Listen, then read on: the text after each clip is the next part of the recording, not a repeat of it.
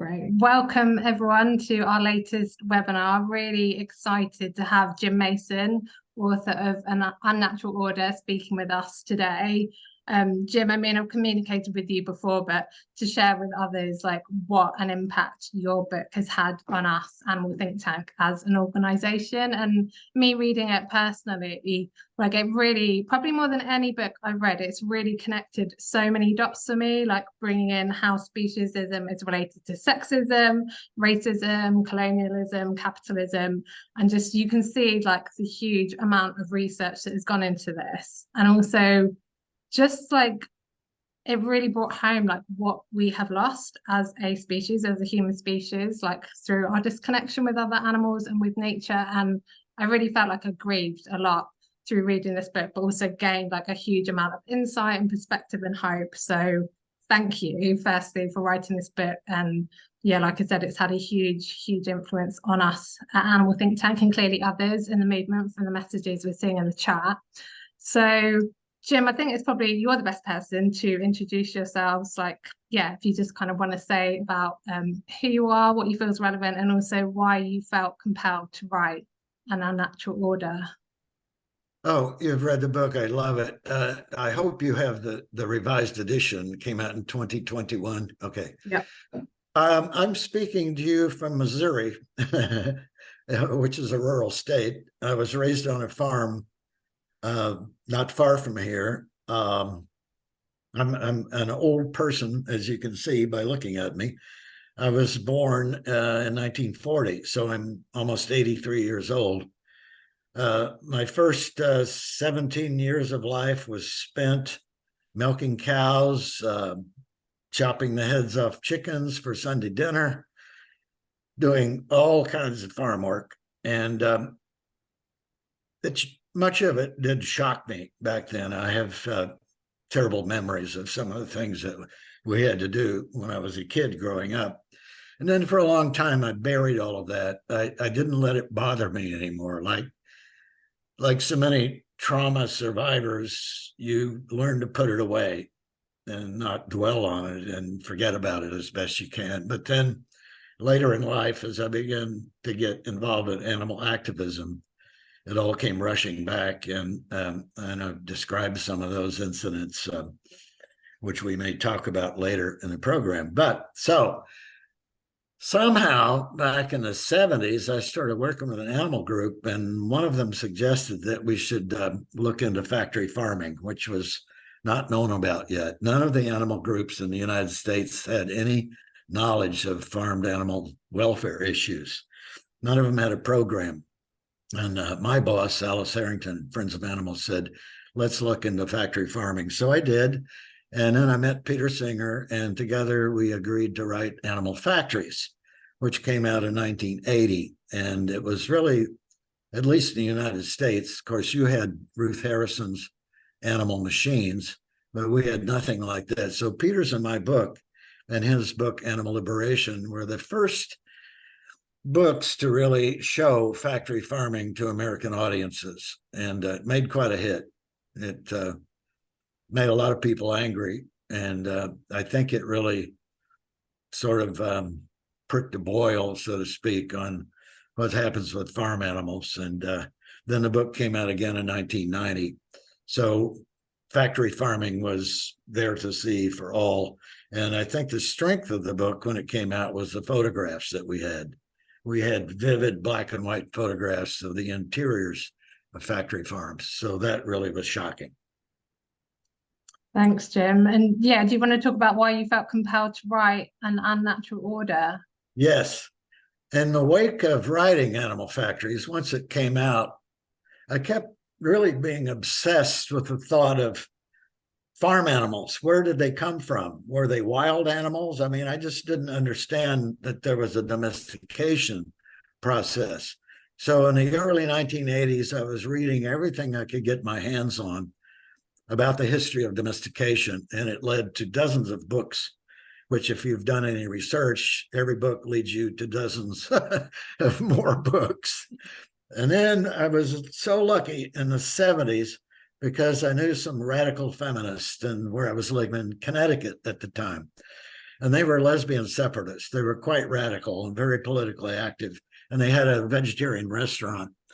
And one of the leaders, the founder, Selma, was a buddy of mine. And she, every time I'd go there for lunch or dinner, she'd stick a book in my face. And she'd say, "You got to read this." It was Mary Daly and Kate Millett and all the great women writers of the early 70s, the second wave feminism. And one of the books that she gave me was about the impacts of animal husbandry on ideas about sex and male and female and the culture of sex and sexuality. So that really opened my eyes that animal husbandry, animal domestication had a huge impact on our culture. And the point of her book was patriarchy begins with these people in the prehistoric Middle East when they begin to see how animals breed and produce babies. And that led to an upheaval in attitudes about the role of the male and the role of female in sex and reproduction. So it was huge. So then I couldn't stop. I'd burned through books for, I think it was about 12 years before I felt that I knew enough to sit down and write the book that became An Unnatural Order. So there it is. Yeah, thanks, Jim. And yeah, like I said, you can really see the level of research that's gone into it. I guess for anyone in the audience who hasn't read the book, can you like briefly say, what do you see as, what does like most of society view as the natural order, and what do you and many other people view as the natural order? Just to give this a bit of context before we dive deeper. I think the natural order was the way it was before agriculture, what we call a forager society, sometimes called hunter-gatherer society. And that's the longest part of human existence. That's the thousands and hundreds of thousands of years before we settle down to live in villages and raise crops and manipulate animal sex lives. So that's the natural order of things. That's what we were brought up on as a species. Then we started farming, and that meant settling down, living in cities, having hierarchies, having governments, taxes, rules, regulations, and a lot of social conflict, especially in the form of war. So that's the unnatural order. That's not what we were brought up to do. And in the course of living like that, of course, we had to make a break with the past, which is why the ancient Hebrews, if you read the Bible lately, it tells how they had to destroy the idols, the graven images, which represented the old religions where we used to not worship, but be in awe of the powers of nature and felt a kinship with other animals. That's the natural order. Yeah, and your book actually kind of exposes how when you talk about hunter-gatherer culture, like the hunter aspect of it has kind of been exaggerated, and really we were more gatherers, weren't we, as a species? Yes, it has, because it's been written mostly by men. Let's face it, early anthropology was a male hobby, and a hobby of rich, privileged males. And of course, they all loved to hunt. So whenever they looked at the past, they tended to see things through their own lens. Let me show you a book that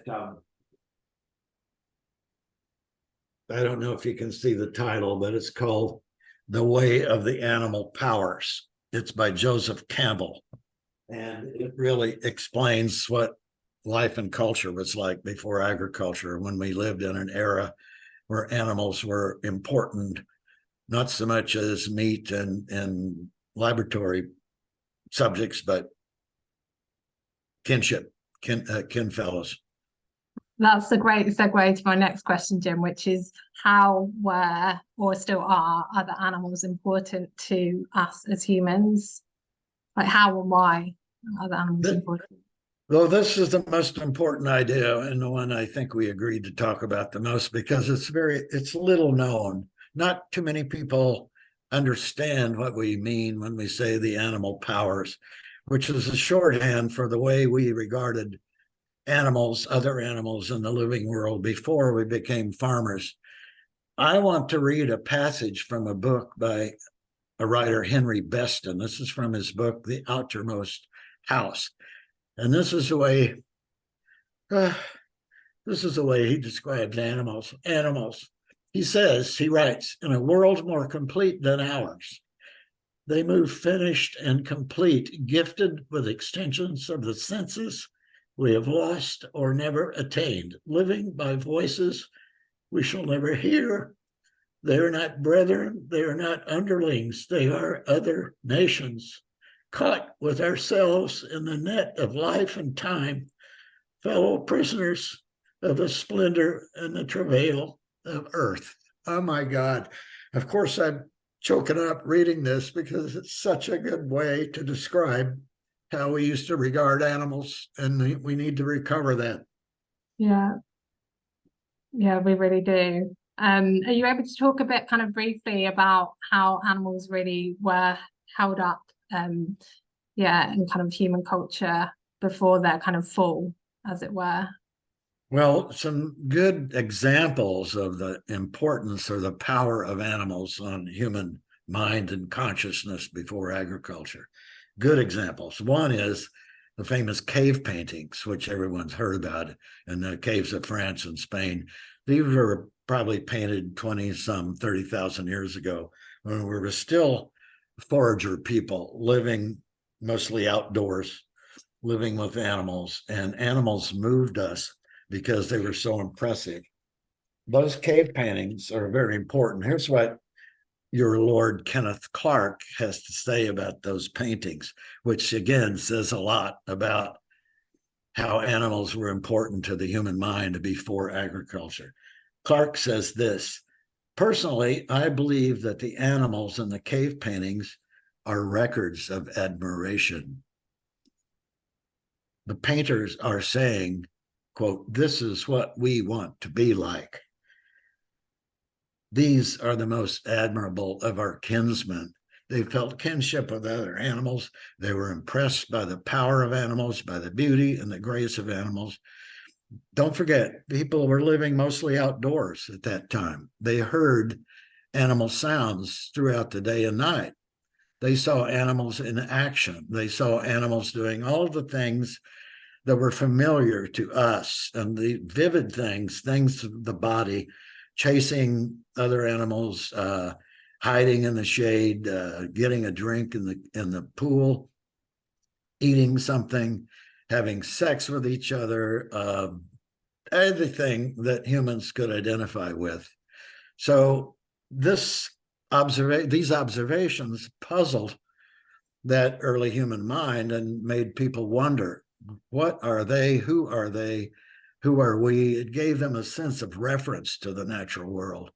And a very important thing, a sense of belonging to the earth. And when we became farmers and agriculturalists, when we learned to take power over other animals and natural forces, that's when we began to feel like separate from nature, separate from, not a part of nature. In fact, to this day, people deny that we are animals. They don't like to think about it.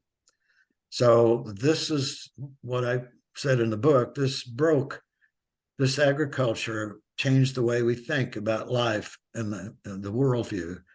And it broke what I call the primal bond with the living world, which was a sense of familiarity, of kinship, of belonging and life here. And in your book, you actually use the term like our animal cousins, and it's really that sense of like a bigger, wider family. And it's, yeah, can you describe like what does kinship mean to you? How do you Yes, understand well, it helps to know a little bit about evolution. We are descended from a common ancestor with chimpanzees and the other apes, and that occurred about 7 million years ago. And for the first several million of those years, we lived pretty much like just another animal, outdoors, no clothing, no shelter, no fire yet. We were like one of the apes. And the thing that distinguished us from the other apes, that where we branched off, was we walked on our hind legs. We became bipedal, which enabled us to leave the forest and the jungles and live out in the open. And the other thing, which is often lost when you read anthropology, the other distinguishing thing about this new breed, this new genus, of hominin was it had a better brain, a better awareness, cognitive ability to think. And the thing that stands out for me was this animal had measurably more the sense of curiosity about the world. It was a very curious ape. And millions of years go by, and then we become modern humans. They think about 200,000 years ago when we become cultural humans. And all this time, we've been impressed with the animals around us. So no wonder when we went to shelter in the caves, we would paint pictures of animals. And the other big proof of the importance of animals, if you read about what they call, anthropologists call creation stories, every tribal people has a story of how they came to be, like the Lakota people or the Comanche people or some other tribal people. And almost all of these stories, the way they explain the beginning of the world is that animals were here first, and then humans came along, and the animals taught us how to build fire, how to find food, how to live. So that shows, again, the importance in creation stories, the importance of animals. The creation stories, anthropologists say, are the most important myth of any culture because it sets out the basic worldview of that culture. So it's kind of striking that almost all of the creation stories have the world beginning with animals teaching us how to live. Yeah. Yeah. And yeah, I mean, what really came across like for me in reading your book is that kind of like awe and reverence we always had for other animals. And I love how you also show how we still have that. Like it's obviously been warped and fragmented, but we still have that in our culture, in our society. And you even mentioned how like in nurseries and, you know, with children especially, it's that like, yeah, sense of belonging and curiosity about other animals. Yes, Like it's impossible yes. to lose, isn't it? Most of the intellectuals of the 20th century that I've read all talk about what they call man's alienation from nature. And it's considered to be a basic problem with the modern lifestyle, alienation from nature. If you know the Frankfurt School, Max Horkheimer, Erich Fromm, Walter Benjamin, all of them wrote about alienation from nature. And that's what happened. That was caused by breaking the primal bonds with the living world, breaking off kinship to see ourselves as a separate creature, not an animal, a human being. And it, you know, went downhill from there, in my view. Yeah. Yeah. I mean, you've made that reference before, like about how animals, yeah, were held up as gods, and then obviously they're now really seen as goods in society. And obviously this is a big chunk of what the book is about, and like there's so much to it. But just if you can kind of give a brief summary for anyone who hasn't read the book about that kind of fall from them other animals as gods to goods, and how that came about through agrarian values. Okay. So once I understood this idea of the animal powers, how important they were to the human consciousness and culture and mind and language, I began to think, oh my God, what did this do to us when we enslaved animals, when we took power over them, when we castrated them, separated them by sex, manipulated every aspect of their lives, took them out of their natural habitat, put them in pens and stables and took power over them. So I thought that probably was a great blow to the way humans lived.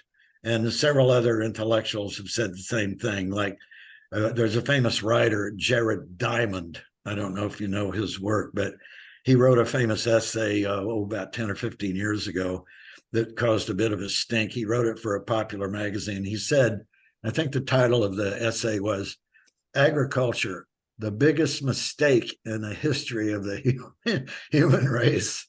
And that was my thinking exactly. Oh my God, that's where we first went wrong, was breaking off our sense of belonging with the world.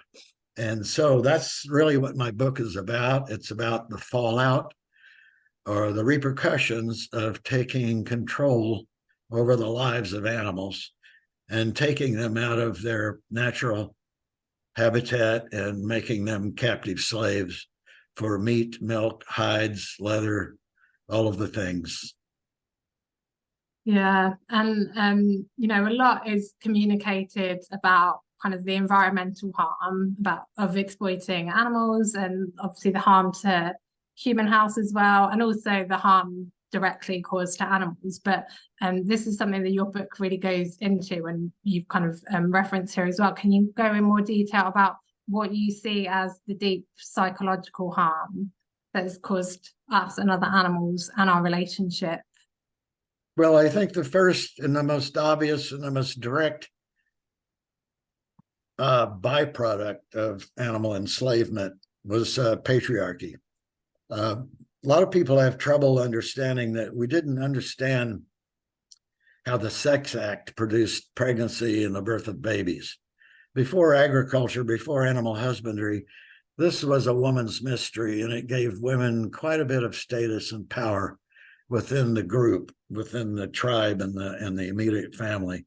Women could do things that men could not. Women would bleed monthly, and yet they did not die. And blood was extremely important and powerful in that day. And it wasn't understood that the pregnancy was in any way related to a man's activities, the sex act.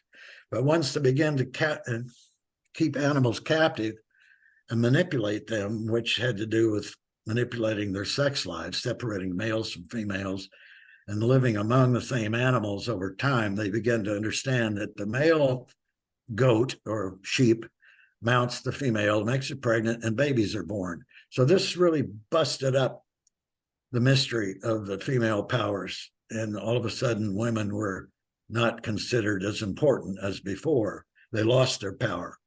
So patriarchy begins. And if you know anything about the anthropology of the nomadic herds people, they're very male dominant. It's kind of a male culture. And we get this, of course, we get pieces of it in the Bible, the lifestyles of the ancient Hebrews, but they were just one of many. All of the other people in the ancient Middle East that herded, that were herders of sheep and goats and cattle, had the same kind of patriarchal structures. It was a male dominant society. Males control the animals, which was the wealth. So patriarchy begins, and women began to be demoted through misogyny, which is that changed the belief women were no longer mysterious and powerful. Women are slaves now. And they're slaves primarily for sexual purposes, for recreational sex in the form of their slave girls and their concubines, and also for the family wealth in the form of more children in the patriarchal family. So it was a big link between the herds people and their control of animals and the busting up of the old views of women and sex and male roles. So that's one link. And if you want to go on about this, I think another link is when we begin to take power over nature and began to be full of ourselves in the controlling of the rivers, clearing forests for cropland, controlling animals, we began to have a kind of a contempt for the natural world that was not under our control yet. The agriculturalist sees uncultivated land as wild and crazy and needing to be controlled. In fact, the word wilderness, if you're familiar, wilderness comes from Old English, and it was 3 words in Old English: wild, deor, ness, which is literally the place of the wild beasts. They feared the wilderness. The wilderness was awful to them, and they wanted to do everything they could to subdue it and make it farmland, and to subdue the wild beasts that preyed on their animals. So we began to have contempt for nature, and wherever we found it wild and uncontrolled, as in when we discovered, quote, unquote, the New World and Africa and other non-agricultural places, we despised them and the people that we found there.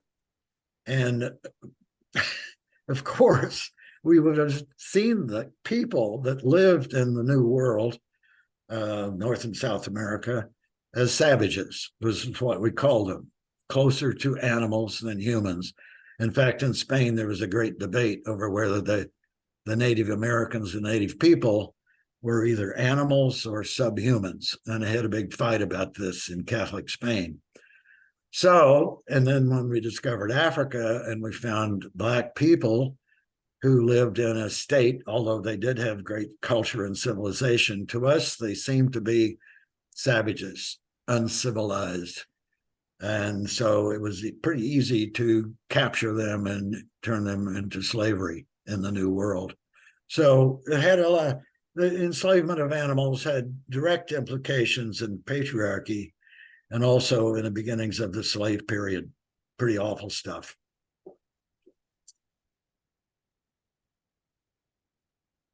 Sorry, Jim, the connection failed a little bit. Do you mind just repeating the last sentence? So we see a direct connection between the enslavement of animals and the demotion of women through patriarchy. And we also see that our hatred and fear of nature, of wild spaces, as being a factor when we discovered people living there. And of course, North American history of the genocide of Native American Indians, we called them. We wanted to wipe them out in the 19th century so that we could open up land for farmers, for cultivation, so we could have ranches in the Old West that the Indians wouldn't be bothering us. We took their space. There are probably other bad reasons. I'm sorry, go ahead. Can you hear me? No, go ahead, Jim. Sorry, carry on. All right, Natalie. Yeah. Go ahead. You have a question? Oh, no, finish what you were going to say. Well, one other sort of byproduct of this alienation from nature and the holding of animals in nature as other and as inferior, which I called misothory, which is an attitude of contempt and hatred. It's similar to misogyny, which is hatred of women, to demote women. Misothory does the same with animals. It makes them inferior beings, easy to exploit. And one of the side effects of that, which I elaborate on more in the book, is it makes us pretty squeamish about things about our bodies and our sexuality and our bodily functions. We tend to hide those and to be embarrassed by them because they remind us of our animal state. I don't know if you've read about how women, upper class women in the 19th century, had to hide breastfeeding. And they usually farmed it out to a wet nurse because it was considered embarrassing to nurse your baby because that reminded you of being an animal, a mammal. And the other thing, of course, hiding bodily functions, which we do in the bathroom. Anything that reminds us of our animal state and nudity and so forth. Mm-hmm. Yeah, and we can still see that in current culture so much, can't we? Kind of touching upon what you've already said about kind of that link between animal oppression and other oppressions and kind of colonialism as well and capitalism. Like, how do you see them all as like entangled, and do you see that we can kind of address any of these in isolation, or do we really need to be thinking of this as like one whole kind of oppression that manifests in different ways? Yeah, it's pretty hard to get the depth and the complexity of this across. I think the feminists are most likely to see it. In fact, many of my feminist friends have actually, I told you, turned me on to the books about how patriarchy begins with sheep and goat herding people in the Middle East. So there's an obvious link there. The rest of it is kind of hard to get across, but there is a development in academia now, which I'm sure you have over there as well. It's called intersectionality, where people, activists in the various forms of oppression, whether it's on racism or sexism, misogyny, are trying to show the intersection of forms of oppression. And I'm trying to help them understand that there is a common root in the early centuries or millennia of agriculture Much has been written about the impacts of agriculture. As I told you, the greatest mistake in the history of the human race. Most of that uh, uh, elaborates on plant agriculture, the ancient Sumerians and their fields of grain and their trade in grain and their shipping of grain and how it made Rome wealthy. But very little is said about the animal side of that. I don't read a lot about the impacts of animal agriculture, and I think that's what we need to do. And the time is ripe too, because now with climate crisis, there's a lot more talk about the impacts of animal agriculture on climate problems. That's recent. I didn't hear that 20 years ago. Well, some were saying it 20 or 30 years ago, but we weren't listening. But today they're saying that animal agriculture is one of the major contributors to the climate crisis.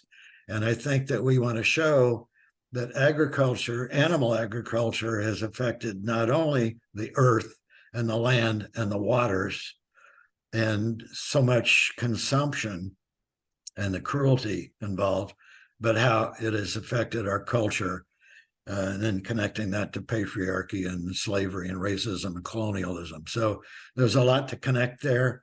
When we can get some understanding of the intersectionality of these other kinds of oppression with a common root historically, I think we'll make some progress. I think we can do that. Yeah, yeah. So how kind of best kind of building on what you said, do you think we as a movement communicate to other freedom movements that actually we're part of the same struggle and we're working towards the same vision? Yes, we have something to overcome. They tend, the others. I was a part of a leftist group for a while, and of course feminist groups in Connecticut decades ago. And I noticed that at the time they were kind of disparaging, kind of disdainful of the animal people. They thought of us a bunch of nuts, a bunch of flakes. You know, we care about kittens and puppies and we don't care about people. And I think we have to overcome that. We have been stigmatized by other progressive movements. And it is because of our predecessor organizations who seem to do nothing but fundraise off of animal cruelty. I worked for one in the 70s, and what we did was we showed gruesome photographs of horrible things being done to animals, and then would put out an appeal saying, we're going to stop this if you'll send us money. So for the longest time, the animal movement has been seen as a bunch of grifters who really don't contribute anything to society. We just appeal for donations to pay the salaries of our leaders. So that is a lot to overcome. And I think the new activists are not like that. I think we're actually doing things and showing the links with other progressive causes. And so if we can overcome the stigma and the prejudices of the past and show them that we too are progressives, that we don't just care about puppies and kittens, that we're against all the kinds of cruelty in the world, whether they're people or animals too. And wherever there's oppression, whether there's someone causing cruelty, it's all the same to us. Yeah, yeah. And you end your book on a hopeful note. I mean, your book does give me a lot of hope, Jim. For as much as I grieve for reading it, it gave me a lot of hope. And you talk about how we come you think we're coming full circle. I wondered if you can explain, like, what do you mean by that and how we as a movement can help society, yeah, kind of come full circle and kind of regain a sense of kinship with other animals. Okay, that's a good one. I see a lot of this now when I do social media, and I see the clips on TikTok and Instagram and Twitter and all these social media that a lot of people are showing video clips of animals doing, I call them heartwarming things, where like a baby lion is cuddling with a dog or a kitten, showing animals playing together, animals jumping and running and doing wonderful things that we love to see in animals. And these are so heartwarming to me because it shows that animals love to play, that animals feel joy, animals feel a kind of a kinship with each other in playing and eating together and doing nice things. that we can't even seem to do as human beings.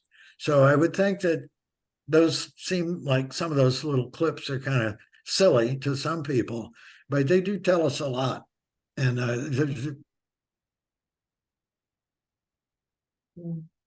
they come up almost daily when I see some clip of a young woman who had brought up a baby donkey that she had rescued. And after many years, of course, the donkey went to a sanctuary and she grew up, was a college kid, and she came back and this donkey ran ran to her and nuzzled her and was like, I recognize you. I see you. I smell you. You're my friend. And if we could show more of that kind of thing, oh my God, it says so much more than showing us terrible pictures of horror and gore and cruelty, which I think have a place if they're educational. But if we would show more of this commonality in behavior, this familiarity, this kinship in behavior, we are mammals. Let's show all of that and show how they are so like us. And hey, we have all of this in common. Remember what I said about the cave paintings. These are the most admirable of our kinfolks. We want to be like them. This is what I think we could do. And I see a kind of an awakening of that now. It's not as bad as it was 10 years ago, 20, 30 years ago. We're beginning to see that people are embracing that kind of a relationship with animals now. And I think we just build on that as best we can.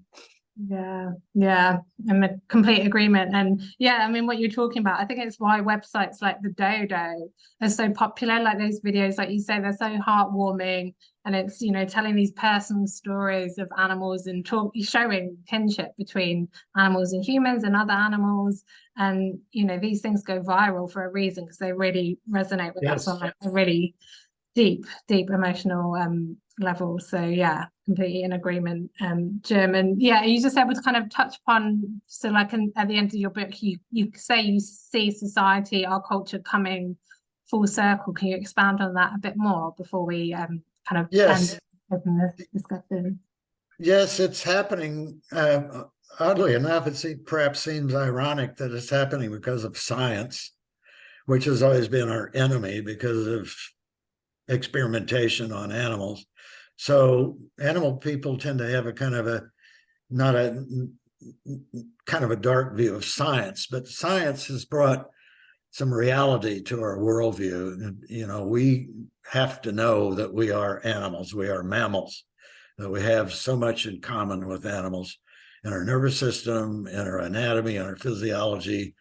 All of that has been brought to more common knowledge now than ever. So I think that is a basis for a sense of kinship that's both emotional and cultural and now scientific. We can kind of prove kinship.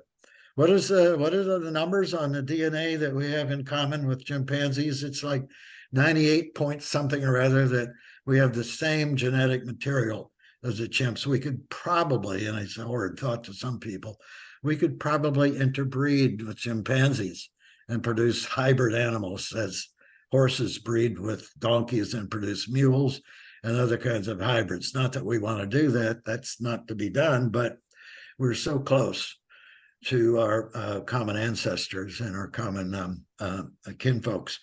Yeah, that's probably a terrible example and it turns people off, but we are very close to animals, and we understand that from the scientific knowledge that has come to us in the past century about how much like animals we are. And I think that it's a good thing to explore that, to understand that. And for animal people that are kind of scared of science and biology, don't be afraid. There's a lot of good stuff there, especially when you just read and understand our evolution from other animals, and you'll see the scientific facts about our kinship with others. Yeah, thanks, Jim. Yeah, for anyone who hasn't read the book, I mean, we've obviously only just like touched some of the key points, but really recommend people reading this book, because I think it's one of those books I think most of us in the movement should be reading, because it blew my mind reading it. I think it's so important. So gonna open, yeah, thank you, Jim, so much for all your insights. I'm gonna open the space now for others to ask questions. We've had a few coming through in the chat already. We've had one from Melda. She said, thank you so much for the sorry, I've just lost this now because another message has come through. 1 second. Thank you so much for your brilliant talk. You've really sparked my interest in anthropology. I've just started a PhD in critical animal studies and have never considered anthropological perspectives. I'm curious about your views on the strategy and tactics of the contemporary animal advocacy movement. What are your views on direct action in animal liberation? And what do you think animal activists and academics should focus on today? Wow. Well, I'll try, but I'm not a leader in activism. I'm sort of a quasi intellectual type. I come up with great facts and figures and theories. But it's not like I know how to go out and take to the streets and organize, large numbers of people to take action. Although I see people who are doing that, and I applaud them. And I really do embrace forms of direct action, because society wants to ignore us. Society wants to put us away somewhere, preferably in prison, I suppose, and shut us up. But I think we have to be in their face. And I think we've seen how effective our PETA over here has been since they formed in the early 80s, how they would get out there and get in the face of animal oppressors, direct action of a kind. And more recently, our group here, Direct Action, goes into factory farms and rescues animals. And a lot of people frown on this. I see your protesters Just Stop Oil, who are basically occupying streets. And of course, they're hated because they're stopping traffic. They're pissing everybody off. I'm sorry we have to do that, but we're up against people who want to shut us up, who want to stifle us, to put us away. They don't want our information. I think we have to get in their face. I know a lot of people are going to take big risks, physical risks, personal risks, and I'm afraid that's what the movement is going to have to do to get the word out. And at the same time, let's keep up the heartwarming images, because they have appeal. People can watch them and be moved by them emotionally. When they see the gore and the suffering, they tend to turn away. And I think it's just coming back to the point you made earlier, Jim, about really highlighting like the similarities between us and other animals. And it's, that's what every other freedom movement has done, showing similarities between the othered group and the in-group. And that's the key, really, isn't it? We've had one question. Sorry, and to keep pointing out the prejudices. Like feminists point out misogyny every chance we get. We got to show that they created an ideology that is to hurt women and keep them in their place. And we've done it with racism. We're doing the same thing with animals. So keep reminding people of this ideology of inferiority. Yeah, which takes us back to your book title, doesn't it? Showing that what is deemed as the natural order is actually just a social construct and isn't completely unnatural. Sure. Yeah. Someone has asked the question, what is your position on utilitarianism versus sentientism? Well, I try not to get involved with the philosopher crowd. They're in. I was trained as a lawyer, so I'm no stranger to hair splitting and arguing over the angels dancing on the head of a pen and all this. But in my view, the philosophy crowd, let them do their thing with word mincing and all kinds of really a kind of a mathematics of language. And for me, it's very simple. We are animals. We're kin to animals. I don't need to dissect Descartes and Aristotle and Peter Singer and Tom Reagan. I can't get caught up in the word games. I just a matter of feeling for me. I think there's a lot of more power and intensity in the emotional connection with animals. That is the push. that's yeah, that's the perfect answer, Jim. It is like we know, don't we? We feel it. Had a great question from Nancy. She said in your book, An Unnatural Order, you go more into how hunting by men was a way of men compensating for the powers of women, Yeah. being able to reproduce new humans. And this involved violence against our cousins, other animals, and was the beginning of men's dominance over women, because only men who were stronger hunted and brought home food, i.e., carcasses. So Nancy's asking, would you talk a bit more about the beginnings of patriarchy and hunting than herding? That's true. There's some anthropology that hunting, the cultures that depended on hunting, and this would have been the peoples who were pushed into uninhabitable, poorly habitable ecosystems, desert ecosystems, and the cold North, Siberia and North America, where you couldn't really forage for plant life because of the climate. So they had to turn to hunting. They were squeezed into those regions because of the crowding caused by agriculture. For example, the Inuit people pushed into the polar regions in Siberia. They've only been there for 5,000 or 6,000 years. They haven't been there for hundreds of thousands of years. The pressure of agricultural expansion pushed a lot of people into these marginal zones where hunting was about the only way to get food. And they tended to be male dominated because men probably sought to kill animals. And I suggested in my book, it sounds like a stretch to a lot of people, that the hunt was more for power than protein, that they needed to eat animals because there wasn't any other kind of food out there. And it kind of fell to the men to see this as a way, well, if we bring in powerful animals, we'll enhance our prestige with the family group. We'll be seen as doing something important. Now, a lot of people sort of titter and giggle about this, but think about it. If those people saw animals as powerful, as having special powers, in fact, in totemic societies, some animals were considered the ancestors of the tribe, and there was a strong relationship, and they had to ask permission to that leader of the animals. It would have been maybe the great elk or the great buffalo or some other powerful animal that they were going to go out and kill and bring in to impress the family. They had to ask for permission. They had to go through elaborate rituals, and these were the male hunt clubs, the male hunt groups that would do this before a hunt. They had to do all kinds of rituals to bless their weapons. One anthropologist said that he would not let women anywhere near the weapons that they were going to use in the hunt, because the female power might affect the male power in their weapons to kill the animal. So there's a lot going on there between the views of men and women and killing animals and animal power. So I suggested in the book, and it wasn't exactly tongue in cheek, that maybe those hunters went out more for power than for protein. Yeah, thanks, Jim.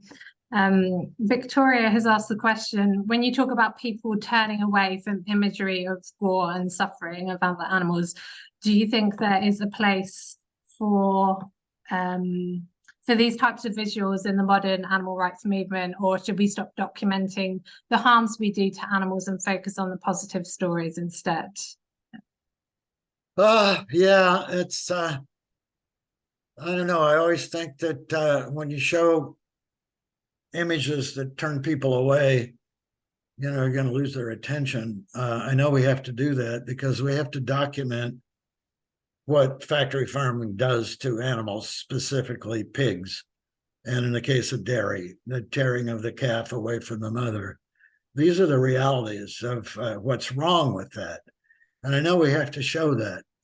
But I've been told that you don't want to show some really cruel, off-putting images unless you can follow that with some positivity, unless you can make it a teaching moment, so that you don't just get them to turn the channel and then go on to some ball game or something. If you are going to show the cruelty to the pig or to the dairy cow, you got to go quickly from that to something that we can do about it in a positive way.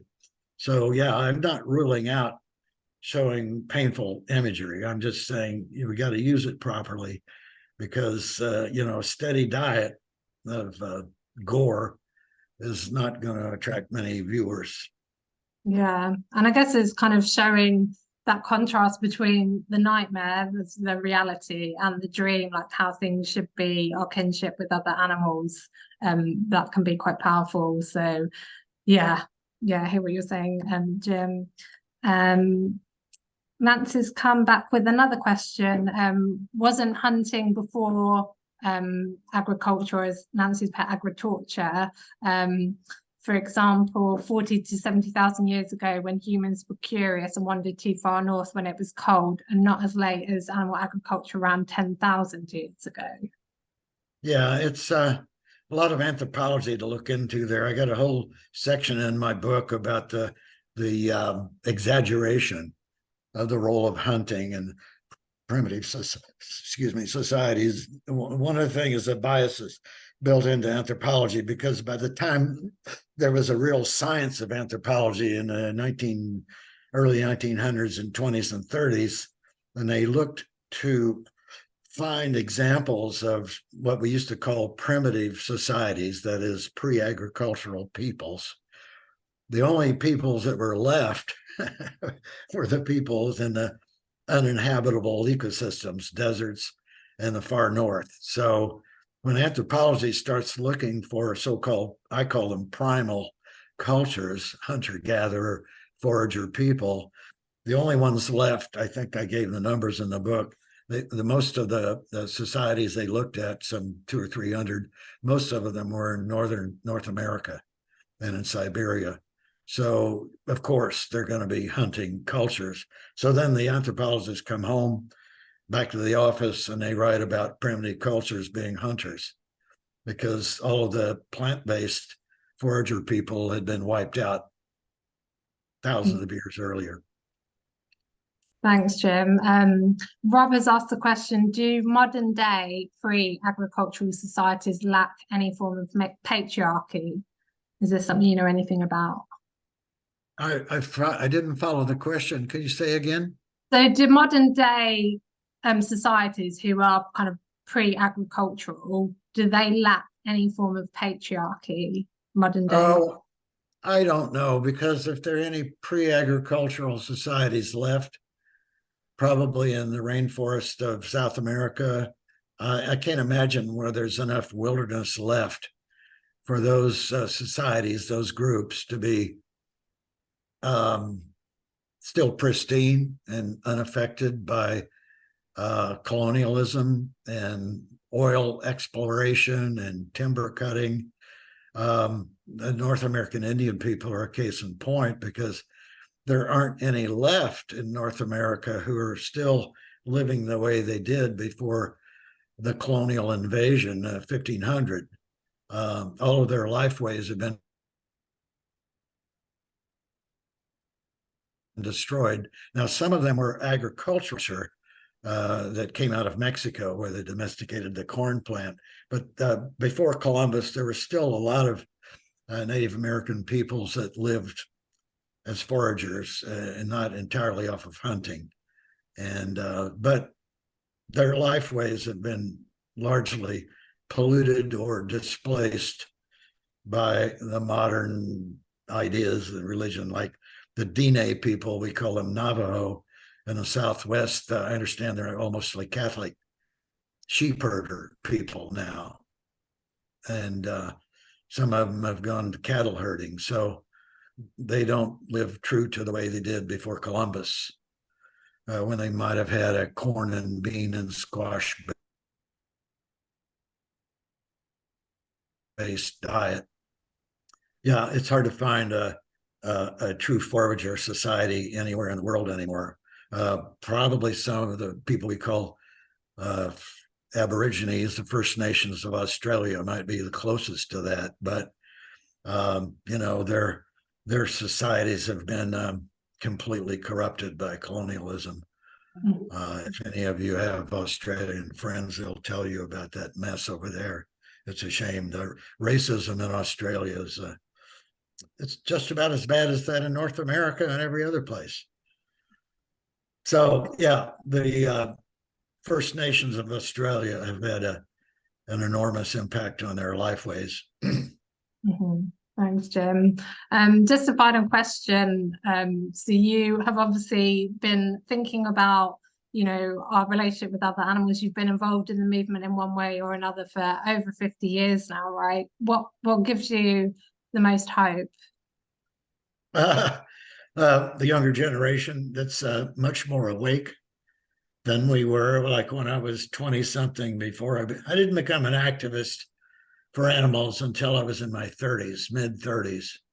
I was totally oblivious to anything up until that point. And if I have hope, if we survive the climate crisis, or if any of us survive the climate crisis, it would be um, teenagers and 20 years people who are much more awake than my people were at that age. And you're pretty feisty. You're pretty feisty out there, and I hand it to you. And you do give me hope that I don't know if we'll see a revolution in my lifetime, but I think you're seeing it a piece at a time, a little bit. Like we've got real meat alternatives now. You don't have to eat meat to live. And that was a great revelation in my own lifetime, that it's okay to be a vegetarian. It's okay to be a vegan. There's plenty of ways to stay alive. In fact, you're going to be healthier if you get off meat, milk, and eggs. And now we have quite a bit of technology devoted to finding alternatives to meat, milk, and eggs. And they're really good. And they're in the supermarket. They're available. They're not as cheap as they should be. They're not as plentiful, but they're coming on real strong. And you can buy them at the local supermarket now. And that's going to be a big change, a big factor. Thanks, Jim. Thank you so much. This brings us to the end of the session. I feel like we could have just chatted for hours. There's just so much to your book. And again, thank you so much for being on the webinar. Thank you so much for even writing this book. I think it will continue to have an impact on the movement. I'm just going to put in the chat a link to our next webinar, which is going to be held by Beth, my colleague who's here, who's going to be talking about our latest research. But yeah, again, just want to thank you so much, Jim. And yeah, let's please keep chatting, because yeah, you just have so many amazing ideas and insights. I have one last word. It's quick. Yeah, I please. invite everybody to join me in this research. I wish I had other activists whom I could work with and correspond with on following up on a lot of these. This subject goes into so many things, this intersectionality with other causes. And I would hope that I could get other activists to do some of the research that I've been doing, because like I said, I'm 83 years old. I'm going to be gone one of these days, and somebody's got to keep up this kind of reading and writing. Yeah, please, stay in touch, Jim. And how best can people contact you if they want to? What's the best Look way? at my website, and I think they can get in touch with me through the email that you showed them. And maybe we'll do another session sometime. We'll follow up on it's pretty interesting, the facts and figures on the beginnings of animal domestication. How did we take these sheep and goats from the mountainsides and turn them into these modern farmed animals that we see under our control? That's quite a story there. We could talk for hours just about how did domestication happen. But anyway, for now, that's enough. Yeah, getting a lot of questions in the chat about the recording, so just let everyone know it's going to be available on the Animal Think Tank YouTube page. And if you're not already signed up to our narrative newsletter, we'll share the link there as well, and that's where you hear about our upcoming webinars as well. So Jim, thank you again. This has been amazing. And yeah, I think people want to watch this again because there's just been so much to this conversation. So yeah, thank you. Thanks, everyone. I love you all, and thanks for joining in on this. We love you too, Jim.